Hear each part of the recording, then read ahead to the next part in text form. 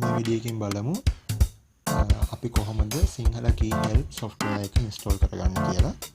මම ඔයගොල්ලන්ට Google Drive එකේ සිංහල KeyHelp software එක දාලා දෙන එක download කරගන්න. ඊට පස්සේ download වෙච්ච තැනට යන්න. මේක double click කරන්න. setup එක double click කරාම ඔයගොල්ලන්ට administration permission ඉල්ලනවා. ඒක yes දෙන්න. ඊට පස්සේ මේ වගේක් open කරලා next කරන්න. I accept the agreement එක ටික් කරලා next කරන්න. ආයෙ මෙතන next දෙන්න. ඊට පස්සේ ආයෙ next දෙන්න.